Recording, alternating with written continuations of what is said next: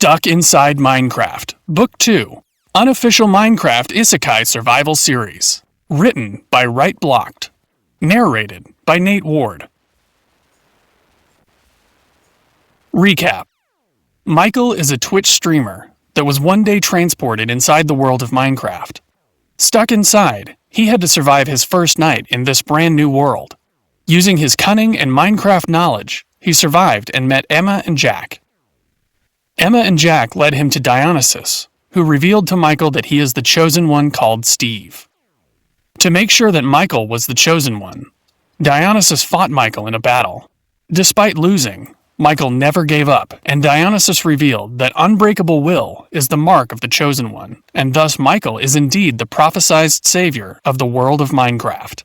It was also revealed that before Michael, Emma was brought into the world of Minecraft because she was thought to be the chosen one called Steve. But after retreating from battle, Dionysus realized Emma's willpower was not unbreakable. So she was not the chosen one. Emma was disappointed to see that Michael had replaced her. There was no time for rest, as Herobrine's giant iron golems attacked the village. Michael, Emma, and Jack fought together and destroyed the golems. Before he could celebrate, Michael was sent back to the real world. Luckily for him, his entire adventure was streamed and recorded. Afterwards, Emma, while wandering the forest, came across Herobrine. Herobrine offered Emma a chance to switch sides. Emma stood still, terrified by Herobrine's deadly presence. What was her answer? Did she accept Herobrine's offer? That is something between Emma and Herobrine. Chapter 1. Old Friends. Hello, YouTube, it's your boy Michael, and I'm back with Minecraft, stuck in The Adventures of Liam and Michael. Liam, my best and most annoying friend, interrupted. No, Liam, I said as I deleted the recording. Yeah, I guess The Adventures of Michael and Liam would be better. It is your show, after all, Liam offered. Not what I meant, I said as I spun around in my chair to face Liam. Look, you can't be in the show. I already told you this. It's just not possible. Why not? You never let me be in your Twitch streams and you never let me join your videos either, Liam complained. I'm just recording the intro, not the actual Stuck Inside Minecraft show, I explained. That's the other thing. You don't even let me see how you make that show. Why won't you tell me how you're making the animations? Also, who plays the Emma character? Can I meet her? What about Dionysus? Is that your dad voicing him? Liam began his usual interrogation. Ever since Liam watched my Twitch stream from the last time I was stuck inside Minecraft, he's been trying to get in on it. But how do I explain the whole thing to him? It's just... You won't get it, Liam, I tried explaining to him. It's more complicated than you might think. Okay, whatever. I get that you don't want me to be in the video, and you want to keep everything a secret so you won't even let me watch you make them. But why haven't you made a second episode yet? Liam asked. I'm so curious about what happens next. But all you do is record boring intros, and even more boring normal gameplay. I'm trying to make the second episode. I play the game every day, hoping that, I tried to explain my situation, without actually revealing to him that I magically enter the world of Minecraft sometimes. Actually, it happened only once. Still, it doesn't make me sound any less like a crazy person. Hoping to get creative inspiration? Liam offered. Yeah, something like that, I said. I went back onto my computer and turned the game on again. Nothing. No teleportation, no Jack, no Emma. Only disappointment. I laid my head down on my desk in frustration. It has been 1 week since I defeated Herobrine's giant iron golems and Dionysus sent me back to the real world. Since then, I haven't heard anything from Emma or Jack or Dionysus. Life in the real world is so meaningless. I'm not the chosen one here. I'm just a kid who has to go to school and study for exams. What I should be doing is training, not sitting around and waiting. There is a war to be won. I have been playing the game a lot this past week and practicing all my skills. It's not the same though. When you're actually there, when you're actually in the game surrounded by monsters hunting you down, you can't rely on how fast you can press a button. All you have is your instincts and your fighting skills. You cannot learn those kinds of skills playing a video game, and those are the skills I need if I want to be Steve. If I want to fulfill my prophecy and defeat Herobrine. Since it seems like you're done here, how about we go for some creative inspiration at Pizza Pit instead? Liam asked. As long as you pay, of course. I paid last time, I argue as I grab my jacket and get up. A change of scenery would be nice right now. Well, you're the big shot YouTube Twitch celebrity. What do you have, like 1,000 subscribers now? Liam asked. 17,821 views on my Stuck Inside Minecraft Part 1 video, and 1,012 YouTube subscribers, and 578 Twitch subs. But who's counting? I bragged as I grabbed my wallet. I guess I'm paying again. Liam headed down the stairs ahead of me, and just as I started to walk out of my room, my phone started ringing. I took my phone out and saw that it was my mom calling. Out of instinct, I immediately checked my room for its dirtiness level. I swear, she can tell how dirty my room is just by how my voice sounds over the phone. She just knows. Luckily, Liam and I had already cleaned up my room, so I should be fine. I picked up the phone, but something changed. All of a sudden, I started breathing harder and faster. I started hearing a loud rhythmic thumping sound, which I deduced to be my heartbeat. I started sweating, and everything slowly started going dark. Hey, Mom, I said as I brought my phone to my ear, confused as to what was happening to me. I'm not your mother, Steve, a voice called out from behind me. I wasn't holding a phone to my ear anymore. It was a dirt block. I looked around my new blocky landscape to confirm my suspicions. I was standing in the middle of a blocky forest, holding a dirt block to my ear with my blocky hands. This can only mean one thing. I'm back!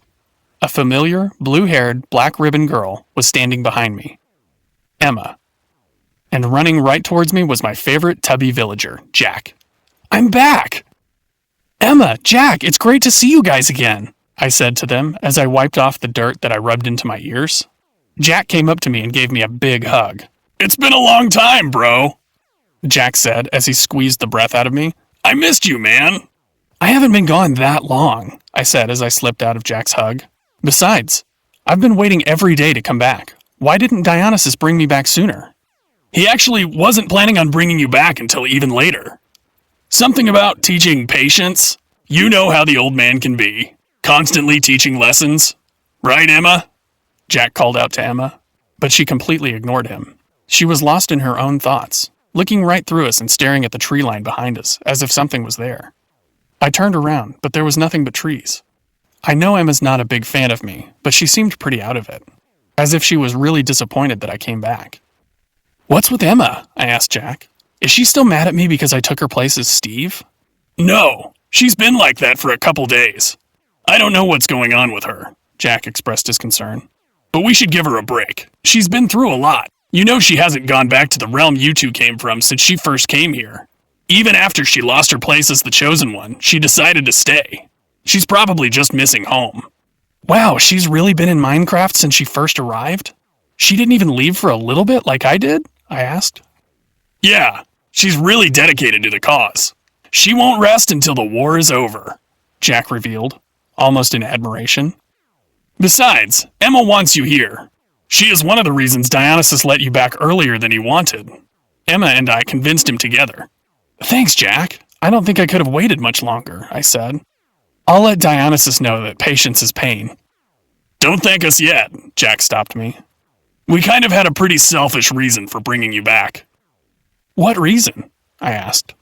Every year, the village has an epic contest called the Contest of Champions.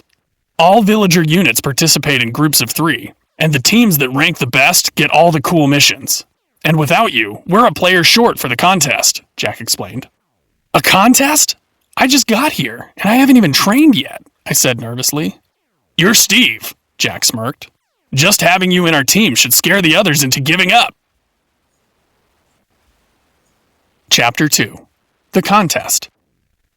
Emma, Jack, and I once again traveled through the difficult path to the Resistance Village. We climbed the familiar mountains and then tried our best not to breathe across the smelly swamps.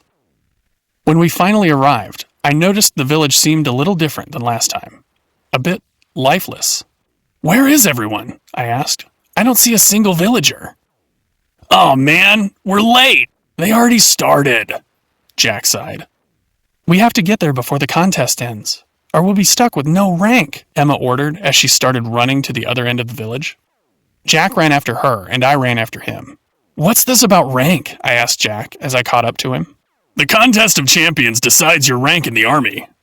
If you miss the contest, you get stuck with the very last rank, Jack explained. And you can imagine being last place would be pretty embarrassing for a team that has both the new Chosen One and the old Chosen One. I arrived at the other end of the village and solved the mystery of the missing villagers. They were all here. Not just the resistance units, but also all the other villagers. Well, I guess not all of them. Dionysus obviously wasn't there. He's probably in his dojo like always. By the looks of the beat-up and bruised resistance unit's members, it seems that we were already too late. We rushed through the crowd and tried to get to the contest area when we heard an announcer. Ladies and gentlemen, we have our winners for the 5th annual Contest of Champions. I give you your heroes. The first place ranking unit, the best of the best, Leo, Flynn, and Bert. Wait, Jack called out. Wait, we haven't played yet. We arrived at the edge of the gathered crowd to see the announcer handing out the gold medals to the resistance unit that won. The contest is over, Jack, the announcer revealed. You're too late. Your unit will be awarded the lowest rank as you did not even participate. Wait, one of the members of the winning unit, the builder named Leo, interrupted. What if we agree to another match? Yo, hold up, Leo. The other member, Flynn, the warrior, disagreed. We won, Leo. It's over. We got nothing else to prove. We're the best of the best. I'm with Flynn here. Sorry, Leo, but we won fair and square. The last member, Bert the crafter, also disagreed. What are you guys afraid of? We know we're the best. There's no reason to leave any room for doubt, Leo tried to convince his unit. Are you guys really afraid of the Chosen One? He hasn't even trained. He probably doesn't even know what the contest is. Chosen One's got nothing on us. All eyes went towards me, as if everyone expected me to answer Leo's challenge. He's actually right, I admitted. I have no idea what the contest is. Leo huddled together with the rest of his unit to come up with a decision. I took this opportunity to figure out what exactly I was getting myself into. So, what is the contest? I whispered to Jack. Every year it's something different. This year it's a minecart race. The entire mine underground has been transformed into a racetrack for the contest. The goal is to make it to the other end and make sure the other team doesn't, Jack explained. Sounds easy enough, I lied to boost my own confidence. It didn't work. I have never done a Minecraft race before.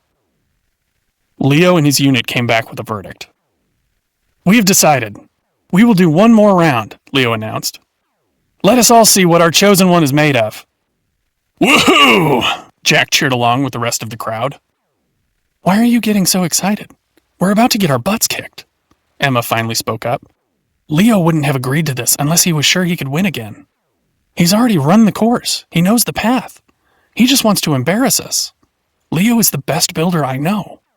You're the best builder I know, I encouraged her, but she gave me an unappreciative look. It didn't work. Again. The reveal of another match got the crowd riled up and excited. Everyone wanted to know who would win in a match against Leo and me. People were even taking bets. From what I overheard, the odds were in Leo's favor. Apparently, Leo and his team did extremely well in their last match. Not only did they win, they made sure no other team even finished. This wasn't going to be easy. The announcer led us to the entrance of the mine and the beginning of the racetrack as everyone else followed. There were 2 redstone-powered minecarts, with 3 seats inside, each waiting for us, with a rail leading deep inside the dark underground mine. We didn't know what awaited us on the other side. The other unit obviously did. We were already at a big disadvantage. The other group huddled up and whispered their plans to each other. We decided to do the same. So, I have never done anything like this before, and I really don't want to lose. What's the plan? I asked, hoping there was a plan. Stay together and do everything Emma says, Jack shrugged. Worked out well enough last time. Alright, here's the plan. I'll stay in the front seat of the cart and make sure the path is filled. What usually happens in these minecart races is that part of the path is either not built or can be destroyed by Leo's team if they get ahead of us. So, I have to be ready to build us a new track before we fall or crash. Steve, stay in the back seat and shoot arrows at the other unit. Make them crash. If they can't finish, we win. Jack, you'll stay in the middle and keep us supplied, Emma ordered. Let's give it our best shot and try not to embarrass ourselves. We walked over to our cart, and the other team went to theirs. It looked like they were in the same position as us. Leo the builder was in the front, Bert the crafter was in the middle, and Flynn the warrior at the back. 3! The announcer began his countdown. I clenched my bow and aimed it right at the tracks in front of Leo's cart. If I can make the shot, I can stop them from moving even before they get into the cave. 2! The announcer continued.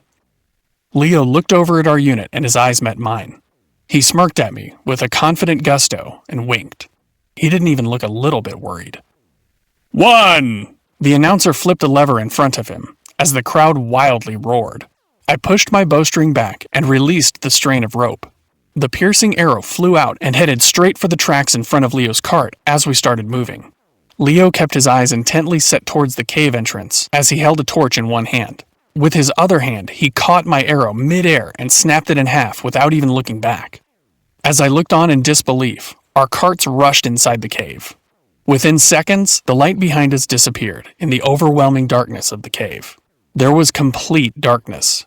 The cave was pitch black and we could not see anything. This explains why Leo was carrying the torch. He's already done this race. He knows what to expect. Jack, torch, now! Emma commanded as she tried to make out the route in front of us. We could not see where we were going at all. One thing was clear. We were going down really, really fast. Even in the darkness, I could make out the stunned look on Jack's face. So could Emma. What's wrong? Emma asked. You can't craft a torch? It's the simplest recipe in the book. I don't have coal, Jack admitted. What? How? That's your one job, Jack. Carry as many things as you can and be ready to craft anything, Emma yelled. Wait! Jack's eyes lit up. Literally lit up with light as he pulled out a glowstone block. I do have these! Emma quickly grabbed the glowstone from Jack and started throwing them on the path ahead of us, lighting up our way. We started to make out the path ahead of us. The rail tracks ahead went downhill for a while and then back up as it took us across a giant hole in the ground. On our left were the other unit. I looked up just in time to see Flynn holding a bow aimed right at us. Watch out! I yelled. Emma looked over to see Flynn shoot the arrow. She quickly placed a couple dirt blocks next to us, creating a wall that blocked the shot. Flynn was enraged. Leo pointed towards the uphill rail and hole that was up ahead. They're planning on taking out our rail ahead, so we fall into the hole, I determined. Jack, I need you to craft some rails. Can you do it? Emma asked. We'll have to quickly rebuild the tracks if they manage to break them. Yeah, I got it, Jack said as he went to work. There's no way you can place them fast enough. Do you know how fast this cart is moving? I warned. Leave that to me. You said it yourself. I'm the best builder you know, Emma smiled. I think she was starting to enjoy the challenge. The track over the hole is our best shot at taking the other team out too. You know what to do. Seeing Emma smile for the first time ever filled me with a newfound confidence. Looks like the thrill of the contest is exactly what she needed to get her mind off whatever it was stuck on. I once again raised my bow and aimed it at the tracks up ahead the other unit. The constant rattling and shaking of the cart made it pretty hard to aim straight. I calmed my breathing and tried to stay as still and steady as possible. I finally released my shot. The arrow flew by and headed towards the tracks. Suddenly, another arrow hit mine mid-air, taking it out. I looked over to see Flynn with a smug grin on his face. These guys are really good. Leo was fast enough to catch my arrow mid-air, and Flynn has crazy good aim that he was able to shoot my arrow with his own arrow mid-air. No wonder they won the contest the first time around. Flynn retaliated and shot a couple more arrows towards our tracks ahead, taking out the uphill tracks that we were heading towards. Come on, Michael. You can do it. You are the chosen one. You are Steve, Emma encouraged me as Jack handed her the rails he had crafted. You're better than him. I did not want to disappoint Emma. I wanted to show her that I was not as unskilled and inadequate as she thought of me. I wanted to prove that I deserved to be the chosen one. I aimed again. This time I notched 2 arrows in the same shot. Block this, I taunted as I let both arrows fly. Flynn quickly countered, but he was only quick enough to take out one of my arrows. The other went straight towards the rail, destroying one of the tracks. I used the same strategy again, chipping away at the tracks up ahead of their cart. Flynn returned the favor. He stopped trying to block my shots and started taking out our tracks instead. Soon there were no tracks above the hole ahead for both of us. Flynn, Leo, and Bert started arguing on what to do. Emma looked straight ahead at the imminent hole, ready to lay down the tracks. She had to do it fast, build faster than our cart was moving. And our cart was moving pretty fast. I looked over at the other unit to see Flynn pick up and throw Bert off their cart as Leo tried to stop him. Flynn was trying to remove weight from the cart, so instead of making new tracks, they could make the cart light enough to make the jump to the other side. Flynn and Leo began fighting amongst each other as Flynn tried to push Leo off too. As they reached the hole, Leo won the scuffle as Flynn fell off the cart. Leo built new tracks ahead that were pointing upwards as he attempted to jump the entire hole. "Ah!" Jack and I screamed as we arrived on top of the hole and Emma started laying tracks down ahead of us as quickly as she could, her hands moving faster than I've ever seen anyone move. Our cart rattled and shook violently as it barely avoided falling. We finally made it to the other side, and Emma slumped down in the cart, taking a well-needed break. Leo made it too. His cart made the entire jump over the hole, but landed roughly, slowing his cart down. He was a little behind us, but with the lower weight, he was catching up to us fast. "We need to slow him down some way," I said, realizing I had no arrows left. "I have some TNT," Jack offered as he took out a block of it. "No," Emma yelled. "You'll take the whole cave down. No one will finish the race." All right. Just an idea," Jack said as he put the TNT back disappointedly. Leo continued to gain on us, and I got an idea. "I have an idea," I said as I climbed up and stood on the rim of the cart. "What are you doing?" Jack asked. "I'll jump onto his cart," I revealed. "That is the stupidest idea Jack started to complain, but it was too late. Leo got close enough and I jumped. With my arms reaching out, I caught onto his cart. Now the hard part. I have to climb into his cart without him pushing me off. The cart was moving fast, and I had to stay as close to it as possible to avoid hitting the walls of the cave. I could hear Jack cheering me on from the other track. I started to pull myself up, and the trail suddenly made a hard turn, causing me to smash into the cart. I held on and tried pulling myself up again. Jack's cheering trailed off as they went down another path. I almost made it up, but the cart made another turn, smashing me into the cave wall this time. Hard. I lost my grip on one of my arms, and I was hanging on with only one. The strain of my entire body, all my weight, converged at my hand. Every part of my brain was telling me to just let go. I didn't. Dionysus said my unbreakable willpower made me the chosen one. It wasn't going to break now. Suddenly, Leo's hand came from the top of the cart, but not to push me off. He was offering assistance. Having no other choice, I trusted him and took his hand. He helped me into his cart. "Why?" I whimpered, with every inch of my body aching as I landed inside his cart. "Listen, Steve, your team messed up. They took the long path. They won't finish first," Leo revealed. "They're going to lose unless you can finish first." "Why are you helping me?" I asked. "Why do you think I even agreed to do this race in the first place? I already won. I had no intention of winning again," Leo revealed. "What?" I asked, still confused. "The people. The villagers out there. They need a hero. Herobrine has broken our resolve for years. They are losing hope. When you walk out of this mine victoriously, they will chant your name. They will rise with a newfound confidence. And they will believe in the Chosen One. They will believe in you, Steve. With the skill and willpower you have shown me in this cave, I believe in you too," Leo explained as he started climbing on top of the cart. "Go be a hero, Steve. The people need one." Leo jumped off the cart and rolled on the dirt of the cave, leaving me alone in the cart. Soon, the cart arrived at the edge of the cave. I could see the light shining in the distance. As I arrived outside the cave, overwhelming sunlight hit my face, making my bruises ache even more and blinding my eyes. The cart had stopped moving, but the clanking and crackling sound of the cart remained in my ears. As my eyes adjusted and the ringing in my ears became quiet, I saw the extraordinary scene in front of me. Hundreds of villagers cheering and screaming with joy and excitement. They were all saying something. Soon enough, I could make it out. "Steve! Steve! Steve!" they chanted and celebrated. Chapter 3. After Party. The villagers returned to the village to continue their Contest of Champions Day celebrations. Emma and Jack also went to celebrate after we received the highest rank in the Resistance Army. I wish I could have joined them, but I, on the other hand, was called to meet Dionysus in the dojo. I walked down to the center of the village, feeling a little guilty with all the praise I was getting. I felt like I didn't earn it. Would I have been able to hang on to the cart if Leo did not help me up? Would I have been able to win if Leo did not voluntarily jump off? Was I really the champion today? I walked up to the large square building in the middle of the village. The sign saying, "The Dojo," was still planted by the door. I knocked on the door and went inside after the door opened itself. Dionysus stood all the way in the end of the room, still wearing the robes from the last time I saw him. He was sharpening a bronze sword, probably the same one he used last time to beat me. Before Dionysus, I had never seen a bronze sword in the game before. According to Jack, it is an ancient weapon from an ancient time. It's not as strong as diamond, or even gold for that matter, but there's a lot of history behind his sword that he continues to wield it as a tradition. What that history is a mystery that only Dionysus knows the answer to, like many other mysteries in this world. I walked across the white sheep wool floor to get closer to him. "I heard of your bravery," Dionysus said. "Yeah," I sighed.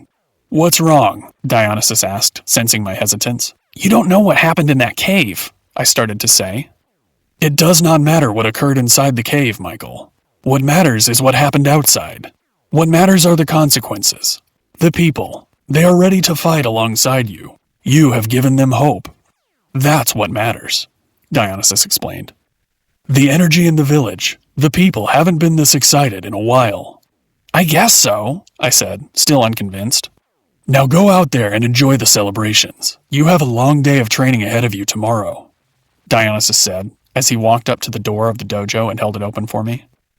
I walked outside and headed towards where the celebrations were going on. I arrived to see a massive party as fireworks filled the skies and dancing filled the streets. I looked around the crowd for Emma and Jack. "Hey," someone said as they grabbed my shoulder from behind. I turned around to see it was Leo. He still looked a little scuffed from his fall. "Hey," I replied, not knowing how to thank him.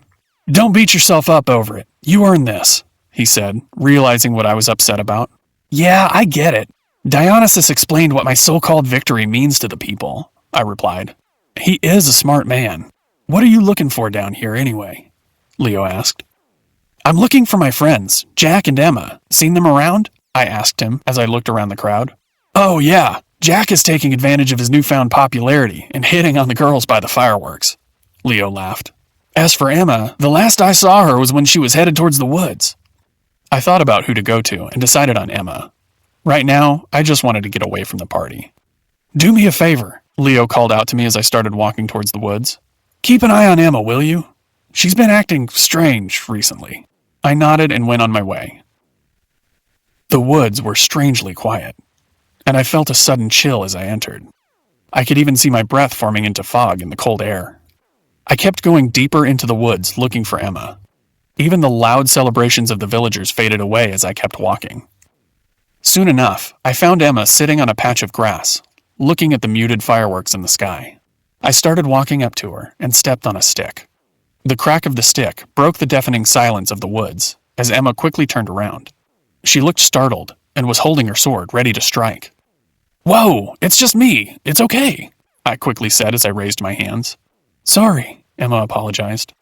She turned around and sat back down. I walked up to her and sat next to her. "So, what you doing out here?" I asked. "Nothing," she replied. "Yeah, me too," I replied. We both sat there for a while, looking at the fireworks and admiring the bleak but strangely beautiful darkness of the woods. I decided to break the silence again. "Look, I know you don't like me being chosen as, well, the chosen one. I know you miss being Steve. I'm sorry this is how things worked out, but there's nothing either of us can do about the situation we're in right now.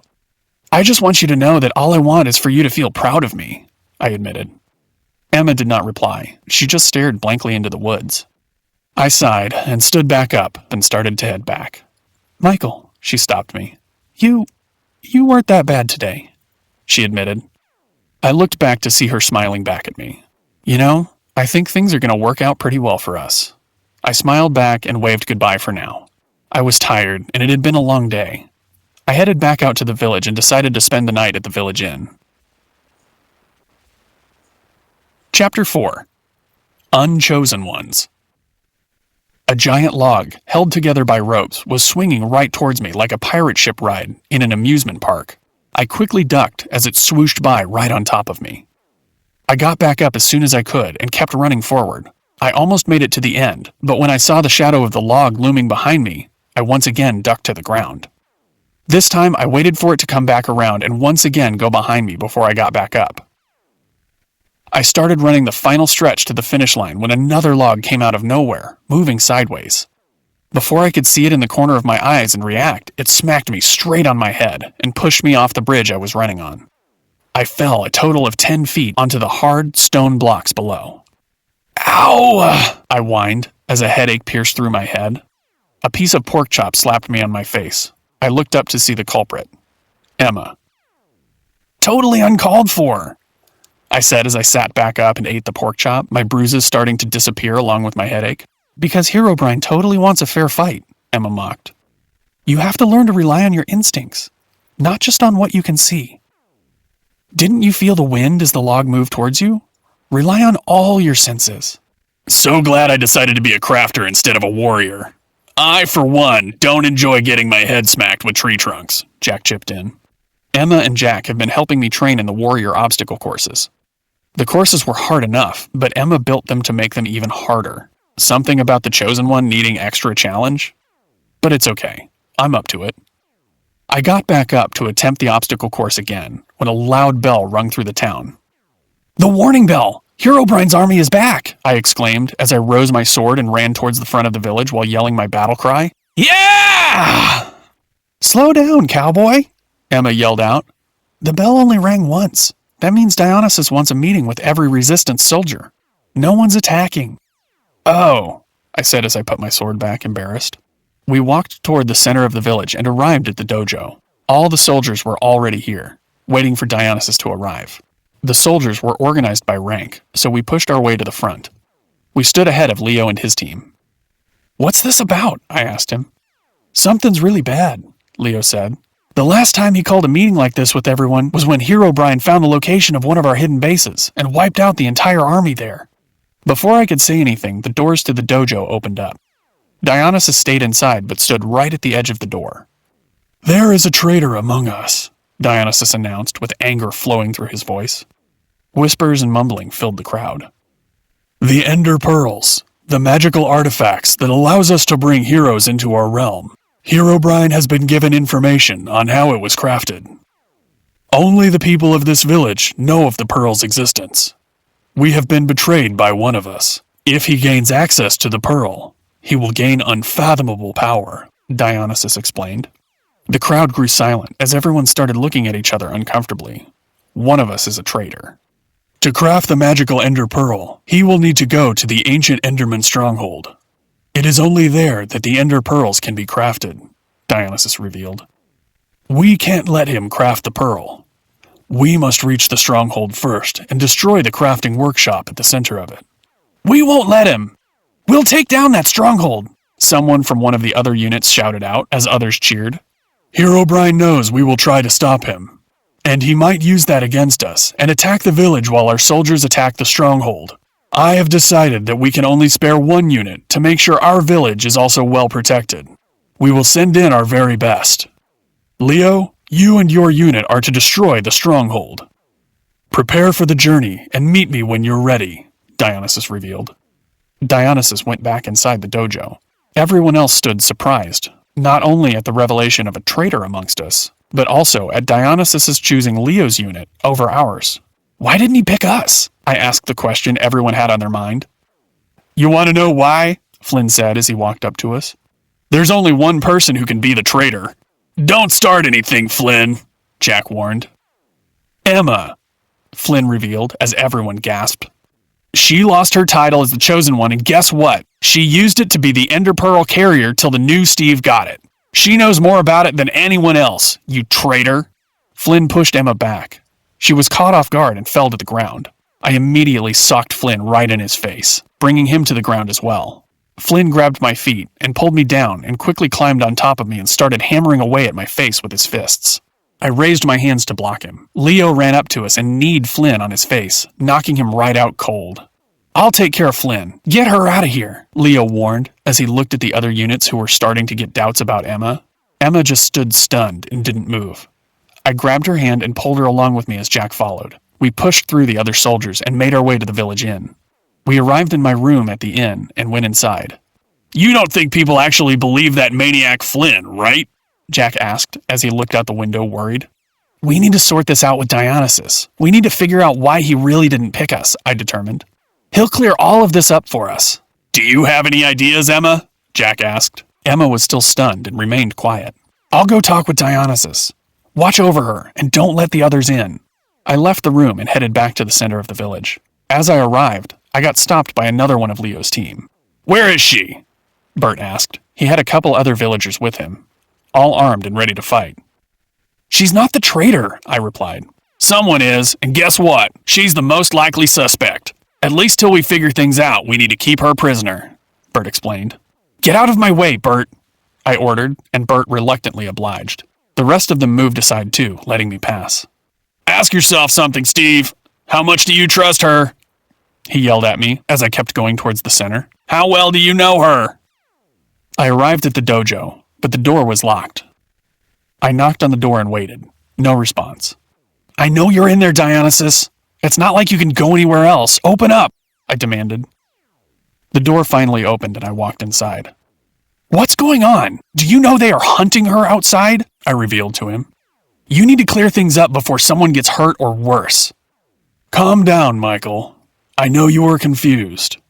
I know she is a friend to you, but even the best of us can sometimes fall to a darker side. Every man, woman, and child in this village is family to me. I trust them all with my life, but one of them, perhaps the one closest to me, has broken my trust. I know how you feel, Michael," Dionysus explained. "She wouldn't do anything like that. She wouldn't betray us," I said with my own belief slowly waning. "You underestimate Herobrine's power. He hides in our weakness, our moments of vulnerability. Then he strikes. You may think it's impossible for someone to fall to the dark side, but even the darkness can seem sweet to the broken. Emma is hurt. She lost her title, her purpose. She has not seen her family in ages, and this war drags on. Herobrine will strike at her vulnerability," Dionysus tried to convince me. "It can't be true. I don't believe you." I stormed out of the dojo without saying another word to Dionysus. I headed back to the inn and walked inside my room to see Jack and Emma had already packed up on supplies. "Where are you guys going?" I asked. "The Enderman stronghold," Emma answered. "We're not safe here with the other villagers looking for Emma. And if Herobrine really is attacking the stronghold, then Leo is going to need more help," Jack explained. He handed me a pack of supplies. "You in?" "Yeah," I agreed as I grabbed the pack. Although I still was not sure about this. Dionysus will never approve of this. How will we know where the stronghold is? Leo's team already left. "I already know where it is," Emma replied as she headed out.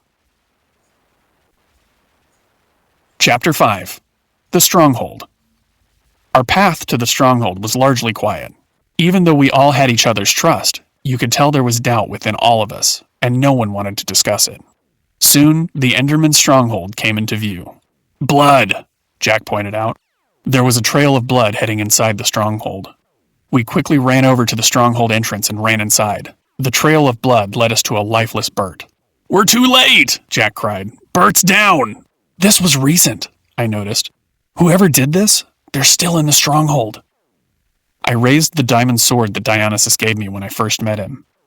"If Bert has been taken out, the rest of them are in trouble too," I told everyone. "We have to find them fast." We headed deeper into the stronghold. The stronghold broke into various sections. It felt like a maze. It was easy to get lost. Each route looked exactly the same with just a weak shine from the torches giving any light. Jack crafted some torches for us. Thankfully this time he didn't forget to bring coal. We headed deeper inside the maze. Dionysus told us that the crafting workshop in the middle of the stronghold is what must be destroyed to make sure another ender pearl is not made. If Leo and Flynn are still alive, they must be there. I looked back to check on Jack and Emma. "Where's Emma?" I asked as I realized she was no longer following us. "Aw, man," Jack frantically looked around. "She must have gotten lost in the maze." "She knows where to go. We'll meet her at the center," I reassured Jack. "We'll keep pushing forward." We kept going forward. At least we thought we were. More likely, we were just going in circles. It was so hard to tell. Even with torches, everything was dark and all paths looked the same. Click! I heard a sound behind me and turned around to see the blocks underneath Jack move. "Steve!" Jack yelled as he fell down the trapdoor. I ran up to the hole in the ground and looked down. It was too dark to make out much of anything, but I could see the light from Jack's torch. "Jack, are you okay?" I shouted.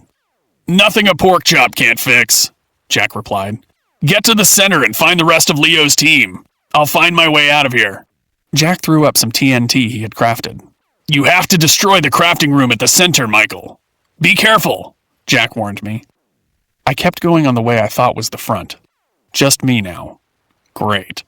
I walked for what seemed like forever, and I felt like I was no closer to the center. Suddenly, I heard a quiet mumbling sound come from one of the tunnels. I quickly followed where the sound was coming from. The mumbling was some sort of conversation. I could make out that someone was talking, but it still was not clear. I could not make out what was being said. As I got closer, I realized that the sound was actually coming from the other side of the tunnel. I pushed my ear to the wall and tried to understand what was going on the other side. "I see the crafting has begun," I heard a hissing whisper from the other side. I immediately knew who it had to be. It had to be Herobrine. He must be talking about the Ender Pearl being crafted in the center of the stronghold is on the other side of this wall. I thought about what to do next, and if I really wanted to fight Herobrine by myself. I kept my ear to the wall, but I could not hear anything anymore. A little later, I heard a painful moaning. Not from behind the wall, but coming from further down the tunnel. Someone's hurt. I ran down there as fast as I could. I saw a wounded Leo crawling on the ground. "Leo!" I yelled as I caught up to him. I quickly gave him a pork chop, my last one, and water bottle. "Steve?" Leo looked confused as he accepted my help. "We thought you might need some help, and it's about time I repaid you the favor," I explained. Leo slowly healed and his energy came back. "What happened?" I asked. "Herobrine. He's here, and he took out my whole unit," Leo answered as he stood back up. "I heard him say something," I said. "Who?" Leo asked. "Herobrine. He was talking to someone. He said something about the crafting process beginning," I revealed. "Then we don't have much time. We have to get to the center and place the TNT," Leo determined as he started moving. "Wait, you said he was talking to someone?" "Yeah," I nodded. "Who else is here?" Leo asked. "Jack," I started. "And Emma." Leo stayed quiet but did not say anything, but I could tell what he was thinking. Could Herobrine have been talking to Emma? Is she really the traitor? I wondered as well. "Let's worry about that later," Leo tried to make me feel better. "Right now, getting to the center is our priority." We started moving towards the center. Dionysus had told Leo the way to get there. He had a map with him, which showed the mazy path to the center. We were almost at the center chamber when suddenly we heard footsteps behind us. We both turned around, but there was nothing there. "You heard that too, right?" I asked. Leo shushed me and kept looking behind us. Even in the darkness, we could tell there was some kind of movement in the shadows. I heard a whistling of an arrow coming right at us. Leo caught it before it could reach his face. "It must be Herobrine!" I yelled as I charged down the tunnel with Leo following. I swung at the man in the shadows, but he quickly blocked and pushed me aside. As he emerged from the shadows, I saw his face. "Flynn!" "Ah!" Flynn yelled as he pushed by me and charged towards Leo with his sword. Leo quickly tackled Flynn. Flynn pushed Leo off and swung at him, forcing him to move back. I got back up and charged at Flynn, and he blocked my strikes. Leo joined the fight, and we surrounded him. Flynn kept blocking both of our attacks as we rapidly swung at him. Flynn is one of the best warriors in the village, and he's proving that he deserves that title. But taking on the two of us together was getting to be too much for Flynn. He started getting weaker and sloppier with his defense. Soon enough, Leo found an opening and stabbed Flynn. Flynn fell to his knees. Flynn started to say with his last breaths. He weakly raised his arm and pointed towards Leo. "Traitor," Flynn uttered as he fell to the ground. "What did he say?" I said, even though I knew the answer. I refused to believe him. "What did he mean, Leo?" "He said nothing. Leo insisted.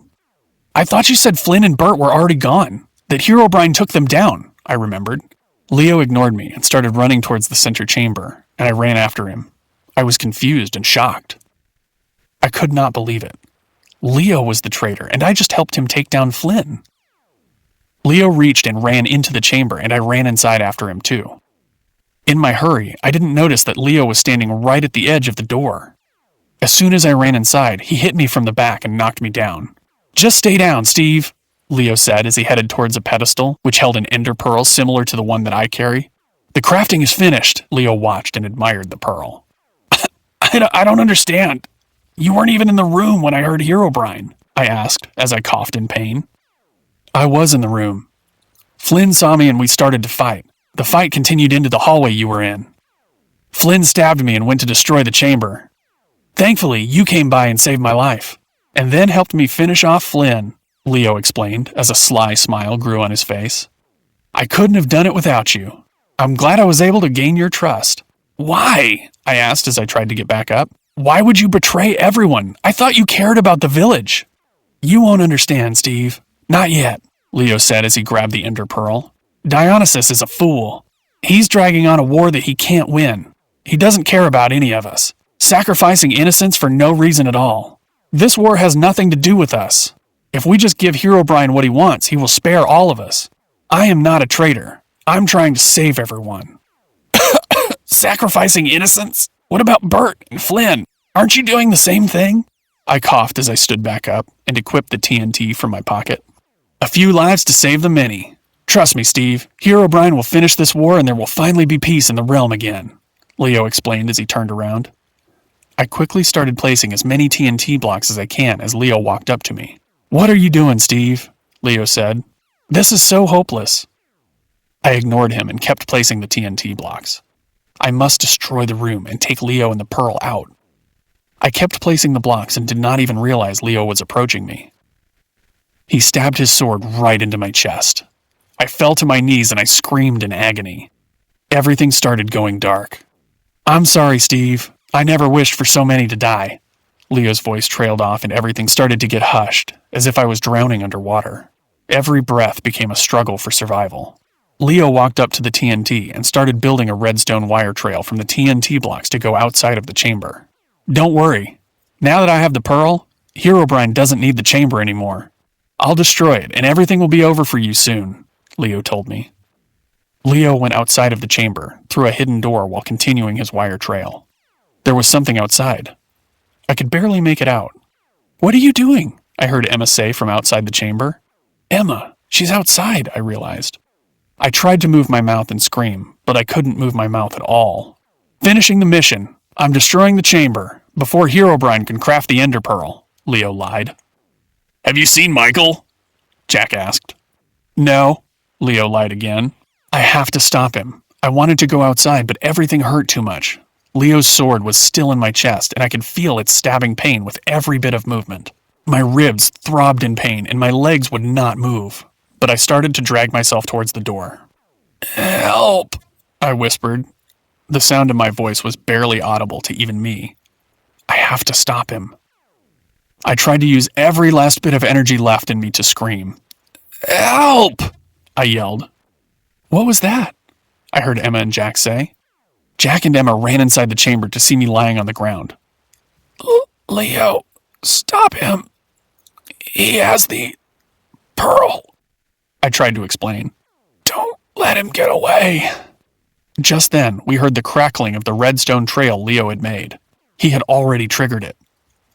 Run! Catch him, I ordered. No, Emma decided as she and Jack ran towards me instead. We need to get you out of here. Emma and Jack picked me up and started running towards the exit. Boom! The chamber exploded just as we left it. Now the rest of the stronghold started to fall apart too. The ceiling started to crumble, and Jack and Emma tried to carry me out while avoiding the falling rocks. We finally arrived outside the Enderman stronghold as it came crashing down completely.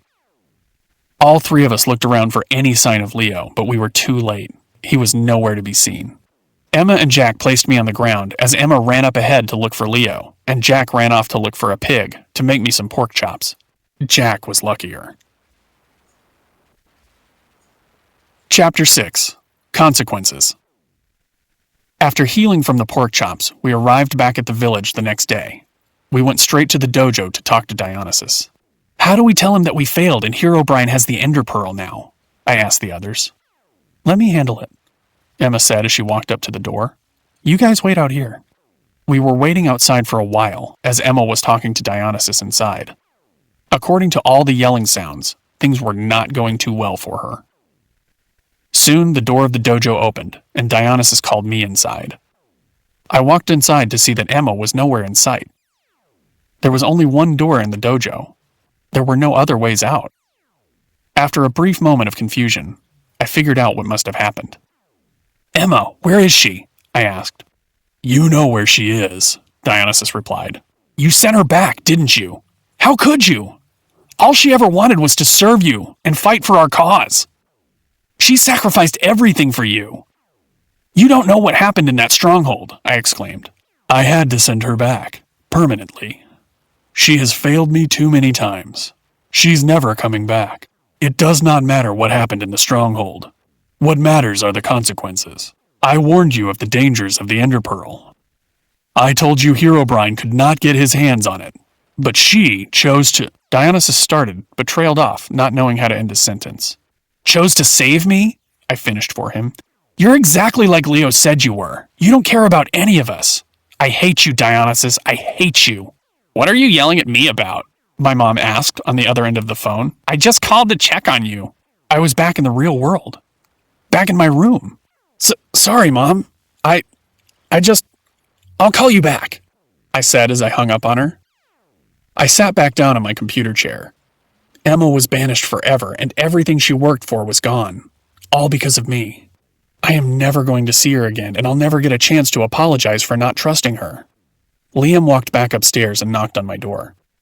Michael, what's going on? You coming to the pizza pit? He called out to me. I'm busy. Just go without me, I replied, my voice sounding hollow and distant. Are you okay? What happened? We were just leaving. How'd you change your mind so quick? Liam asked as he opened the door and looked inside. Just leave, Liam, I yelled, getting frustrated with his constant questioning. Are you making the videos? Liam asked. That's why you don't want me to come in, isn't it? Fine. I guess you don't need me anymore now that you have new friends. It's not that. I started to say, but Liam slammed my door shut. I heard Liam run back downstairs and head out of the house. I felt bad about ignoring him, but I really don't feel like talking to anyone right now. I need to find Emma. If she's back in the real world, I can find her, but she has never told me about who she is in real life. I don't know where she lives or if her real name is even Emma. How can I find her? As I thought about what Liam said, it gave me an idea. If I ever want a chance to find Emma again, she needs to see my videos. She's a Minecraft fan, and if my videos get popular enough, she'll come across it somehow. I turned on my computer. There was a notification box informing me that recording had started. Since the last time I was teleported into the world of Minecraft, I installed an app that automatically starts recording when it detects the game is turned on. I quickly opened the app and made sure my adventure was recorded. And there it was. My entire adventure was recorded. I quickly logged onto Twitch and started playing the video. My subscribers and newer viewers started joining my stream, and chat started going off. Whoa, you finally did part 2? Yo, the animation quality is so good. Everything sounds so real. It feels like you are actually stuck inside Minecraft. Good acting. I went onto my YouTube channel and started uploading the video there too. I just need a name. I know. Stuck Inside Minecraft Part 2. Contest of Champions. Epilogue. The forest was mostly empty of life in the world of Minecraft, other than 2 very lively beings. A cloaked figure stood by a tree, overlooking someone that was approaching him. The cloaked figure stood still and looked on as the other stumbled and limped towards him. The other was new to this world and was still getting used to moving around.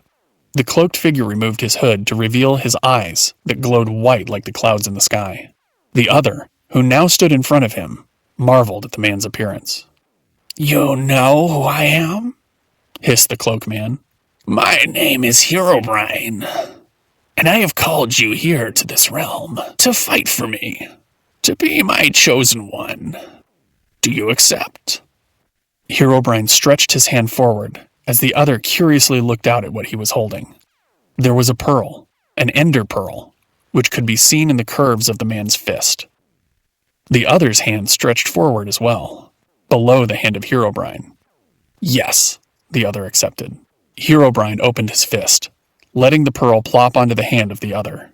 You are the chosen one, Herobrine revealed. From this day forward, you will be known as the Other.